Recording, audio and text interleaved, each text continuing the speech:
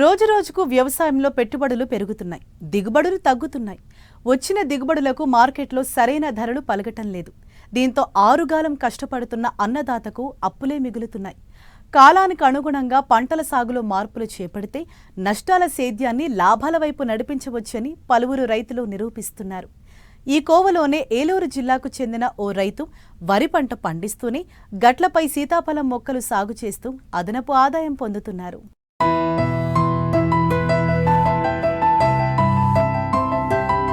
ఒకప్పుడు రైతులు సమీకృత వ్యవసాయం చేసేవారు. పాడి పరిశ్రమ నుండి వచ్చే వ్యర్థాలు పంట పొలాలకు, పంట పొలాల వ్యర్థాలు పాడి పరిశ్రమకు వాడుతూ పెట్టుబడులు తగ్గించుకుని నాణ్యమైన దిగుబడులను పొందేవారు. అంతేకాదు, ఒకవేళ పంట దెబ్బతిన్నా అనుబంధ రంగాల ద్వారా ఆ లోటును పూడ్చుకునేవారు. అయితే రాను రాను వాణిజ్య పంటలకు మార్కెట్లో అధిక ధరలు పలకడం, రైతులు వీటి సాగుకు మొగ్గు చూపారు. అంతేకాదు, అనుబంధ రంగాలను వదిలేసి ఏక పంట విధానాన్నే పాటించారు. అయితే ప్రకృతి విపత్తులు, వాతావరణ మార్పులతో ఒక్కోసారి పంట దెబ్బతిని పూర్తిగా నష్టాలను చవిచూసేవారు. అంతేకాదు, ఒకవేళ పంట దిగుబడి వచ్చినా డబ్బులు 6 నెలలకోసారి మాత్రమే రైతుల చేతిలో ఉండేవి. ఈ సమస్యలను అధిగమించేందుకు రైతులు కొత్త ఆలోచనలకు తెరతీస్తున్నారు. అలా కొత్త ఆలోచనలు చేసిన రైతుల్లో ఏలూరు జిల్లా ఉంగుటూరు మండలం వెల్లమిల్లి గ్రామానికి చెందిన రైతు పరిమి సత్యనారాయణ ఒకరు.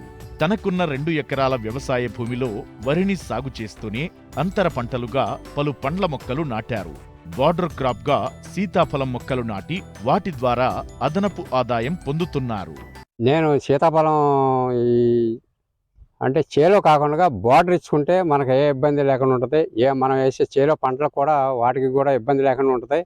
తర్వాత ఇది సీజనల్ ఫ్రూట్స్ సంవత్సరానికి ఒకసారి వస్తాయి కాబట్టి ఈ బోర్డర్లో ఇవ్వడం జరిగిందండి. సుమారుగా నేను ఒక 200 మొక్కలు తీసుకొచ్చి నాటడం జరిగిందండి.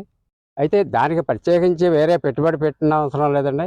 అయితే దానికి ఏదైనా ఒకసారి కానీ సంవత్సరానికి 2 సార్లు కానీ మనం ఈ జీవామృతం ఏదైనా తయారు చేసుకుని స్ప్రేయింగ్ ఇస్తే సరిపోతుందండి. అది కాయలు కూడా మనకి ఈ వాతావరణం, ఈ తుఫాన్లు, వానలు వీటిని బట్టి కూడా కొంత ఆధారపడి ఉంటుందండి. ఒక్కో సీజనల్లో అయితే బాగానే వస్తుందండి, కాయది బాగానే వస్తుంది. మొక్క 20 రూపాయలు పడిందండి మాకు. మేము నర్సరీ నుండి తీసుకొచ్చామండి. ఇది హైబ్రిడ్ కాకుండా నాటు రకం అండి. ఇది నాటు రకం అంటే మనకి అదే హైబ్రిడ్ వచ్చేటప్పటికి దాంట్లో పురుగు పట్టడం, కానీ దీనికి అలా ఉండదండి. ఈ నాటు విత్తనంలో ఈ పోషకాలు ఎక్కువగానే ఉంటాయి. రెండోది ఈ పురుగు పట్టే అవకాశం ఉండదండి. అది ఒక 2 సంవత్సరాల లోపలనే మనకి కాపు వచ్చిందండి. ఇది ఒక సంవత్సరం ఒక 70 కాయల దాకా కాసిందండి. తర్వాత మళ్ళీ వాతావరణం అనుకూలించుకో ఒక 40 కాయలు వచ్చినాయండి. దీనికి జీవామృతం ఇస్తూ ఉంటామండి. దాని గురించి ఆ పిందె మాగుడు రాకుండా పిందె నిలబడుతుందండి బాగా.